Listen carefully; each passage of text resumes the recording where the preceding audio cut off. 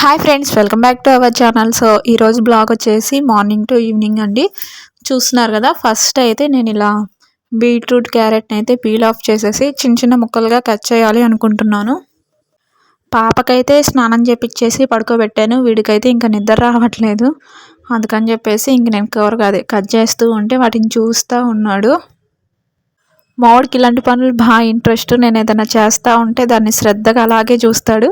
వాడు కూడా అలా చూడాలని ఇంకా క్యారెట్ పీల్ ఆఫ్ చేస్తుంటే అమ్మ నేను కూడా తింటాను అంటే ఇక వాడికి ఒక ముక్క కట్ చేసి ఇస్తే ఇంకా తింటా ఉన్నాడు. ఇవి ఎందుకు కట్ చేస్తున్నానంటే క్యారెట్ బీట్రూట్ ప్రతి కూరగాయల్లో క్యారెట్ బీట్రూట్ అయితే ఖచ్చితంగా తెచ్చుకుంటామండి. మళ్ళీ వాటిని ఇంకా కర్రీస్ ఫ్రై అవి అయితే ఏమి చేయను.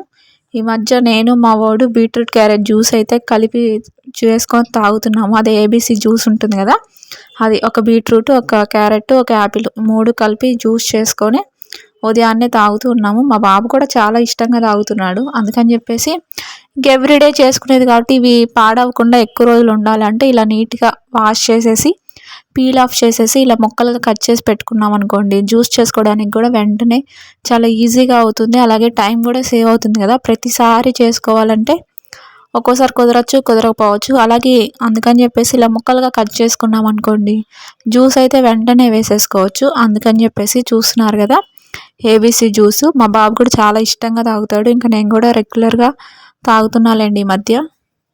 ఇక ఈరోజు అయితే మా బాబు కోసం ఒక హెల్దీ లడ్డు అయితే ప్రిపేర్ చేస్తున్నాను. అదేలేండి వేరుశెనగ ముద్దల లడ్డు. సో మీ అందరికీ తెలుసు కదా వేరుశెనగ ముద్ద. సో అవైతే ప్రిపేర్ చేయాలనుకుంటున్నాను. నేనైతే ఫస్ట్ టైమే చేయడం. కాకపోతే ఇంట్లో చేసుకున్నామంటే రోజుకి ఒకటైనా మా బాబుకి ఇవ్వచ్చు, వాటితో పాటు నేను కూడా తినొచ్చు కదా. అందుకని చెప్పేసి ఫస్ట్ అయితే సిమ్లో పెట్టేసి బాండీలో ఆ వేరుశెనగ పప్పుని బాగా వేపానండి దోరగా. పచ్చి వాసన పోయి బాగా నీట్గా వేగిద్ది సిమ్లో పెట్టాము అంటే. సో అలాగే వేయించి వాటినైతే ఒక ప్లేట్లోకి తీసుకున్నాను చల్లారి పెట్టాలని చెప్పేసి. నేనైతే ఒక కప్పుతో 2 కప్స్ వేరుశెనగ పప్పులు తీసుకున్నాను కదా, సేమ్ అలాగే 2 కప్స్ బెల్లం తురుము కూడా తీసుకుని అందులో కొంచెం వాటర్ వేసేసి బాగా పాకం వచ్చేదాకా సిమ్లోనే పెట్టి పాకం రప్పిస్తున్నాను. ఈలోపు ఇవి చల్లారితే వాటన్నిటిని ఇలా పొట్టు తీస్తూ ఉన్నాను. మరీ ఎక్కువ తీయలేదండి, మీరైతే మొత్తం పొట్టు తీసుకోవచ్చు. నేనైతే కొంచెం పొట్టు తీసాను, కొన్ని మామూలుగానే ఉంచేసాను. ఈలోపు ఈ బెల్లం కూడా బాగా పాకానికి వచ్చింది. పాకం వచ్చిందో లేదో తెలియాలి అంటే ఒక బౌల్లో కొంచెం వాటర్ తీసుకొని బెల్లంది కొంచెం స్పూన్తో వేసుకొని చూస్తున్నారు కదా, ఇలా కొంచెం గట్టిగా రావాలి బెల్లం అనేది. ఈ వేరుశెనగ గుంటలకి ముదురు పాకం రావాలండి. అందులో కొంచెం సాల్ట్ను అలాగే ఒక స్పూన్ వరకు నెయ్యి వేసాను. నెయ్యి వేస్తే కొంచెం టేస్ట్ అనేది బాగా వస్తుంది. చూస్తున్నారు కదా, ఇలా కొంచెం ముదురు పాకం రావాలి. ఈలోపు నేను ఒక ప్లేట్లోకి తీసుకోవాలి కాబట్టి ఇంకా ఆ ప్లేట్లోనే నెయ్యితో ప్లేట్ అంతా పూసేస్తూ ఉన్నాను. ఎందుకంటే ప్లేట్కి అతుక్కొని రాదు కదా. అందుకని ముదురు పాకం అయ్యాక ఇంక ఈ వేరుశెనగ పప్పుల్ని ఆ పాకంలోనే వేసేసి ఇలా కలిపేసి మొత్తాన్ని ఆ ప్లేట్లోకి అయితే తీసేసుకున్నాను. చూస్తున్నారు కదా, ఇలా ఇది కొంచెం వేడి మీద ఉన్నప్పుడు ఒక గిన్నెలో చన్నీళ్ళు తీసుకొని చెయ్యి కాలుతుంది కదా, కొంచెం మన చేతిని తడుపుకుంటూ ఇలా ఉండలా అయితే చేసుకున్నాను. ఫస్ట్ టైం అయినా పర్లేదు, చాలా బాగా వచ్చాయి. నేను ఎలా వస్తాయో అని భయపడి కొన్నిటితోనే చేశాను, కానీ చాలా బాగా వచ్చాయి.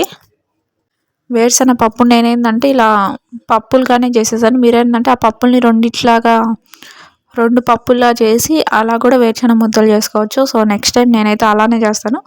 ఈసారి మాత్రం ఇలా పప్పులుగానే చేసేసాను. చూస్తున్నారు కదా, కాలుతా ఉంది. ఇలా వేడి మీదే ఉండలకైతే వచ్చేస్తుంది, లేదంటే మొత్తం గట్టి పడిపోతుంది ముదురు పాకం కాబట్టి. ఇక వేడి మీద కొంచెం నీళ్ళ తేమ చేసుకుంటూ ఇలా అయితే కంప్లీట్ చేసేసాను. చూస్తున్నారు కదా ఎంత బాగా వచ్చాయో, ఒక 20 ఏమో వచ్చాయి. సో ఇదైతే హెల్దీ ఫుడ్ కదా. మా బాబు ఏదైనా తినే అడిగినప్పుడు ఒకటి ఇలా ఇవ్వచ్చులే డైలీ ఒకటి అని చెప్పేసి చేశాను. చాలా బాగా వచ్చాయండి, టేస్ట్ కూడా బాగుంది. పెద్ద కష్టపడే పని కూడా ఉండదు, చాలా ఈజీ ప్రాసెస్ కాబట్టి తప్పకుండా మీరు కూడా మీ పిల్లల కోసం ట్రై చేయండి. నాకైతే ఫైనల్లీ ఇన్ని అయితే వచ్చాయి. ఇంకా ఇవి గుళ్ళు కాబట్టి అన్నీ వచ్చాయి, పప్పులుగా అయితే ఇంకా ఎక్కువ వచ్చేసాయి. ఇక డైలీ మా బాబుకి ఒకటి ఇస్తాను, వాటితో పాటు నేను కూడా ఒకటి తీసుకొని తింటూ ఉన్నాను. బయట కొనుక్కోవాలనుకో ఒకే రోజు కొనుక్కుంటాం, తినేస్తాం, తర్వాత మళ్ళీ వెళ్ళి కొనుక్కోవాలన్నా బద్ధకం కదా. అదే ఇంట్లో ఉన్నాయి అంటే కన్ఫామ్గా డైలీ తింటాము. చాలా మంచిది కదా వేరుశెనగ ముద్ద.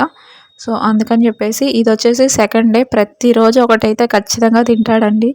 ఒకవేళ నేను మర్చిపోయినా గుర్తు చేసుకొని మరి ఎక్కడుందో ఆ ప్లేస్ వాడు గుర్తుపట్టుకున్నాడు. ఇంకా వంట రూమ్లో వాడే వెళ్ళి తీసుకొని ఒకటి నాకు ఒకటి వాడికని వాడే తీసుకొని వస్తూ ఉంటాడు. సో మా ఆయన కూడా చాలా మెచ్చుకున్నాడు బాగున్నాయి అని. ఇక పాప నిద్రపోయాక ఇవి చేసేసరికి మధ్యాహ్నం అయింది, ఇంకా అన్నం టైం అయింది కదా, అందుకని చెప్పేసి ఈరోజు లంచ్లోకి అయితే రసమను అలాగే బంగాళదుంపలు ఫ్రై చేయాలి అనుకుంటున్నాను. సో ఈజీ ప్రాసెస్లో క్విక్గా చెప్పేస్తాను, మీరు కూడా ట్రై చేయండి. సో రసంలో కాబట్టి బంగాళదుంపలు కొంచెం క్రిస్పీగా ఫ్రై అయితేనే బాగుంటాయండి, మెత్తగా కాకుండా. అందుకని చెప్పేసి ఫస్ట్ అయితే నీట్గా పీల్ ఆఫ్ చేసి కట్ చేసుకున్నాను కదా, వాటిని ప్లెయిన్ ఆయిల్లోనే కాసేపు వేగనిస్తూ ఉన్నాను. అవి వేగేలోపు నేను ఇంకా రైస్ కుక్కర్లో అన్నం కూడా పెట్టేస్తున్నాను. అప్పటికే టైం 12 అయిపోయింది, ఇంకా లేట్ అయిద్దని చెప్పేసి రైస్ కుక్కర్లో అన్నం అయితే ఒక 2 టైమ్స్ బాగా వాష్ చేసేసి ఇంకా కరెంట్ కుక్కర్లో అయితే రైస్ పెట్టేశాను. ఈలోపు ఇవి చూస్తున్నారు కదా బాగా వేగుతూ ఉన్నాయి. ఏమీ వేయలేదండి, ప్లెయిన్ ఆయిల్లోనే ఇలా ఫస్ట్ అయితే వీటిని బాగా క్రిస్పీగా వేయించుతూ ఉన్నాను. ఇక అవి వేగేలోపు రసం కూడా ప్రిపేర్ చేస్తున్నాను. ఒక మిక్సీ జార్ తీసుకొని మిరియాల రసం కాబట్టి మిరియాలు, అలాగే కొన్ని మెంతులు, ఒక స్పూన్ కందిపప్పు, అలాగే ఒక స్పూన్ ధనియాలు, 1.5 స్పూన్ జీలకర్ర కొంచెం ఎక్కువ వేసుకోండి. వాటితో పాటు ఒక 10 చిన్నులపాయలు ఇవన్నీ వేసి ఒకసారి మిక్సీ పట్టేసుకోండి. నేనేంటంటే రసం పొడి వేయకుండా ఇన్స్టెంట్గా ఇలా పొడి తయారు చేసి ఇదే వేయాలి అనుకుంటున్నాను.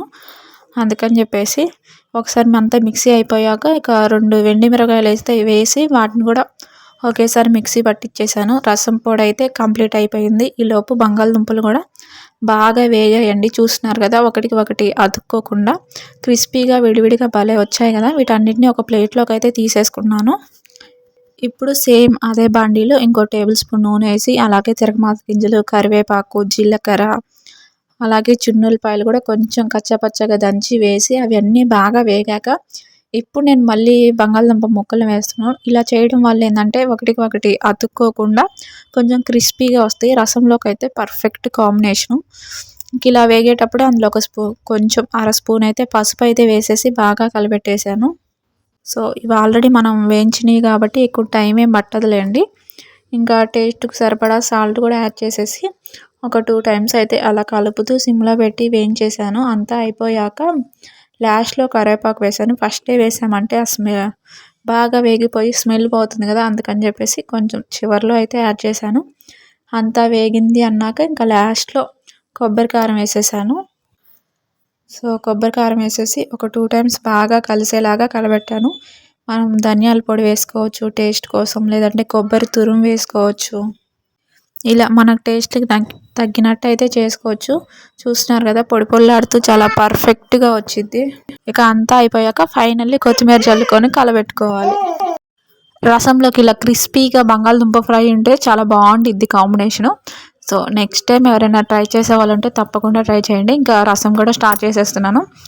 ఆల్రెడీ నేను కొంచెం చింతపండు అలాగే ఒక టమాటా అయితే కొంచెం వాటర్ పోసుకొని నానబెట్టుకున్నాను ఒక 10 మినిట్స్. ఇంకా బాగా నానాక బాగా చేత్తోనే మ్యాష్ చేస్తూ ఉన్నాను. చూస్తున్నారు కదా ఇలా నీట్గా మొత్తం మ్యాష్ చేసేసి ఇంకా పీల్ని మనం వేసుకోవచ్చు, లేదంటే పడేయచ్చు. నేనైతే ఇంకా పడేసి ఓన్లీ రసం వరకు అయితే తీసుకున్నాను. ఇంక ఇప్పుడు రసం ప్రిపరేషన్కి ఒక బౌల్ అయితే తీసుకొని అందులో ఒక 2 టేబుల్ స్పూన్స్ ఆయిల్ వేసేసి దాంట్లోనే ఎండుమిరపకాయలు, కరివేపాకు, అలాగే మనం ముందుగా మిక్సీ చేసుకున్న పౌడర్ కూడా వేసేసి బాగా వేయించుతున్నాను. ఆ పౌడర్ అంతా కొంచెం పచ్చివాసన పోయేదాకా ఇలా సిమ్లో పెట్టేసి వేయించుతున్నాను. బాగా వేగాక మనం తీసుకున్న చింతపండు రసం కూడా ఇందులో యాడ్ చేసేస్తున్నాను. యాడ్ చేసేసి పులుపుకి తగ్గట్టుగా మనకి కావాల్సిన వాటర్ అయితే యాడ్ చేసుకోవచ్చు. నేనైతే 1 లీటర్ దాకా వాటర్ అయితే యాడ్ చేసేసాను. వీటికి టేస్ట్కి సరిపడా సాల్ట్ వేసుకొని ఒక 2 సార్లు బాగా పొంగొచ్చేదాకా సిమ్లో పెట్టి బాగా మరగనిస్తే సరిపోతుంది. చాలా ఈజీగా రసం అయితే ప్రిపేర్ అయిపోతుంది. అయితే సిమ్లో పెట్టేసి బాగా మరగనియ్యాలండి. ఇంకా చాలా సింపుల్గా క్విక్గా అయిపోతుంది. సో నా స్టైల్లో ఈసారి ఎప్పుడైనా మీరు ట్రై చేయండి. టేస్ట్ మాత్రం చాలా బాగుండిద్ది. చూస్తున్నారు కదా బాగా మరిగాయి. ఒక 2 పొంగులు వచ్చేదాకా ఉంచామంటే సరిపోతుంది. ఇక ఆ రోజు మా లంచ్ అయితే వేడి రైస్ చూస్తున్నారు కదా అప్పుడే అయిపోయింది. పొగలు వస్తున్నాయి చాలా వేడిగా. నాకు ఇంకా వేడి మీదే తినడం అలవాటు కాబట్టి ఫస్ట్ అయితే నేను తినేస్తున్నాను. సో మీకు ప్రతిసారి నా ప్లేట్ ఒక్కటే చూపిస్తాను కానీ నేను తినేటప్పుడే మా మావయ్యకి కూడా ఒకేసారి పెట్టేస్తాను. ఇంక మా ఆయన వచ్చినప్పుడు కొంచెం లేట్గా వచ్చారంటే ఆయనకి లేట్ అయిద్ది, లేదంటే ఇంక మాతో పాటు తినేస్తూ ఉంటాడు. వేడి మీదే మా ఇంట్లో అందరం తినేస్తామండి. సో నేను ఒక్కదాన్నే కాదు, ఇంకా అందరికి అలా అలవాటైపోయింది. చూస్తున్నారు కదా, ఇలా వేడి వేడి రైస్లో రసం అలాగే ఆలు ఫ్రై కాంబినేషన్ మీలో ఎంతమందికి ఇష్టమో తప్పకుండా కామెంట్ చేయండి. నాకైతే చాలా ఇష్టం. సో ఇష్టపడి చేసుకున్నా కదా, ఎలా ఉన్నా నాకు చాలా నచ్చిద్ది. సో నిజంగానే ఆ రోజు చాలా టేస్టీగా వచ్చాయిలేండి రసం. మీరు తప్పకుండా ట్రై చేసి నాకు చెప్పండి. ఇక లంచ్ అయితే కంప్లీట్ అయిపోయాక ఇంకా బట్టలు కూడా వాషింగ్కి వేసానండి మార్నింగ్. సో అవైతే నీట్గా ఆరిపోయి వచ్చేసాయి. ఇంకా కొంచెం ఆరేస్తే సరిపోద్ది. ఇంకా వాటిని బయటికి తీసేసి ఒకేసారి ఆరేస్తూ ఉన్నాను. మ్యాక్సిమం ఈ బట్టల పని అయితే నేను నైటే పెట్టుకుంటానండి. మార్నింగ్ కుదరదు కదా పాపతోటి. అందుకని చెప్పేసి ఇంకా నైటే వాషింగ్కి వేసేసి ఆల్రెడీ వాషింగ్ మిషన్లోనే ఆరిపోతాయి కదా, అందుకని జస్ట్ లైట్గా ఆరేస్తాను. ఇంక ఇవి వచ్చేసి ఆల్రెడీ ఆరిన బట్టలండి. ఇవి కూడా ఇంకా నైటే మడత పెడుతూ ఉన్నాను. మార్నింగ్ అయితే ఎక్కువ పని పెట్టుకొని, ఎందుకంటే పిల్లలిద్దరికి స్నానం చేపించి వాళ్ళని రెడీ చేసి ఇదే సరిపోయింది కదా, అందుకని చెప్పేసి. మా వాడు ఇంకా నేను ఏదైనా పనిలో ఉంటే విసిగీడు, వాడి పాటికి వాడే ఏదో బొమ్మతో ఆడుకుంటూ ఉంటాడు. విడిగా ఖాళీగా ఉన్నానంటే విసిగిస్తాడు కానీ ఏదైనా పనిలో ఉన్నానంటే అస్సలు విసిగీడు. చూస్తున్నాను కదా, నా పాటికి నేను సీరియల్ చూస్తా మడత పెట్టుకుంటున్నా, ఇంక వాడేమో వాడి పాటికి వాడు ఆడుకుంటూ ఉన్నాడు. పాప అయితే నిద్రపోతుందిలేండి, ఈవినింగ్ కదా, స్నానం చేయించగానే నిద్రపోయిద్ది. ఇంకా పాప నిద్రపోయినాక నేను ఏమైనా ఎక్స్ట్రా పనులున్నా మార్నింగ్కి పెండింగ్ పెట్టుకోకుండా పాప నిద్రపోయినప్పుడు చేసుకుంటూ ఉంటాను. చూస్తున్నారు కదా, నా పనులు అన్నీ అయిపోయాక ఇంకా లేచి కళ్ళు తెరిచి ఆడుకుంటూ ఉంది ఆ పిల్లే. ఇంకా కాసేపు ఆ పిల్లని ఆడిపించాను. చూస్తున్నారు కదా, స్నానం చేయించామంటే ఇంక వెంటనే నిద్రపోయిద్దండి. తర్వాత లేచేలోపు నా పనులు చేసుకుంటాను. ఇంక లేచినా ఇంకా పాపతోనే సరిపోయిద్ది. ఇంకా వాళ్ళ అన్న అయితే కాసేపు ఆ పిల్లని ఆడిపిస్తూ ఉన్నాడు. వీడు ఆడిపిస్తాడు కానీ భయం, ఏం చేస్తాడా అని తెలిసి, వాడు చిన్నపిల్లోడు కదా, అందుకని చెప్పేసి. ఇంకా బెడ్రూమ్ చూస్తున్నారు కదా ఎలా ఉందో, గజి బిజిగా అయిపోయింది. ఇంకా నైట్ ఇలాగే నిద్రపోలేము కదా, ఫస్ట్ అయితే బెడ్ని సరి చేయాలి. ఇంక ఇవన్నీ తీసేసి మామూలు పని పెట్టండి నాకు, కానీ తప్పదు, వాడు చిన్నపిల్లోడు ఏం అనలేము. చిన్నగా పడుకునే లోపు ఒక్కో పని చేసుకుంటూ ఉంటాను.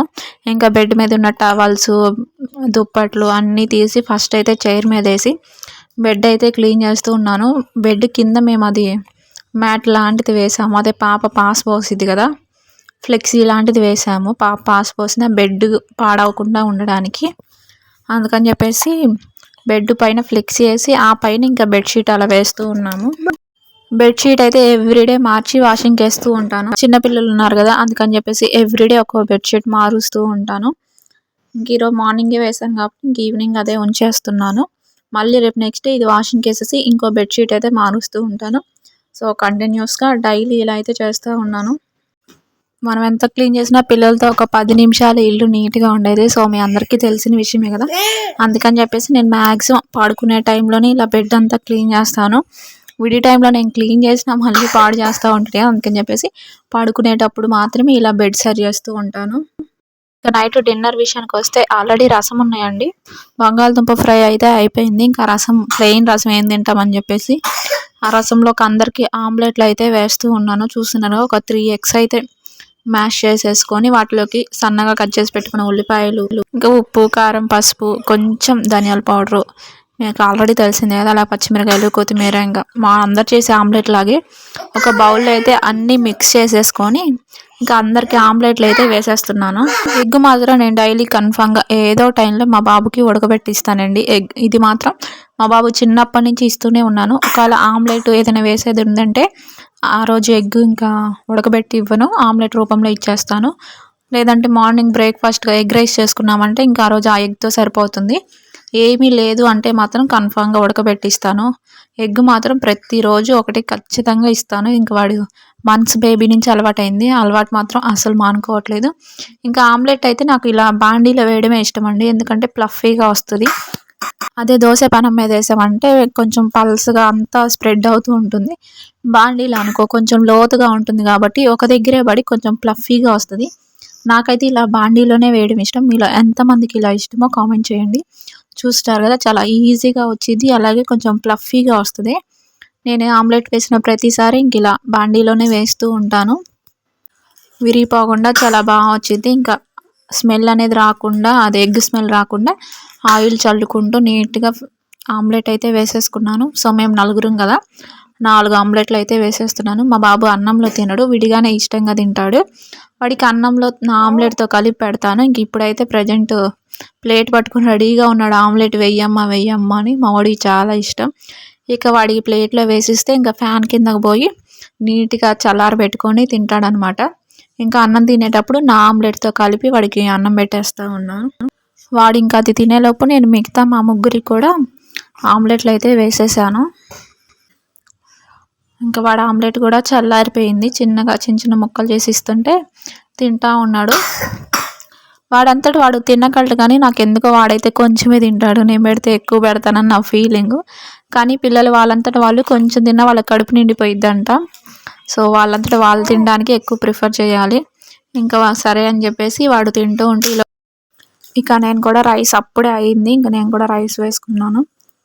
చెప్పాను కదా రసం ఉన్నాయి అని చెప్పేసి మధ్యాహ్నం ఇంకా ఆ రసంతో పాటు ఆమ్లెట్. మా నైట్ డిన్నర్ అయితే ఇంక ఇదేనండి, వేడివేడిగా రసం కూడా వేడి చేసేసాను. అలాగే ఇంకా మార్నింగ్ది కొంచెం బంగాళదుంప ఫ్రై ఉంటే అది, అలాగే వాటితో పాటు ఇప్పుడే కదా ఆమ్లెట్ వేసాను, ఇంకా ఆమ్లెట్ కూడా. మా నైట్ డిన్నర్ ప్లేట్ అయితే ఇదే. ఇంక నేను మా బాబు ఇద్దరం ఆ ప్లేట్లోనే తినేస్తాము.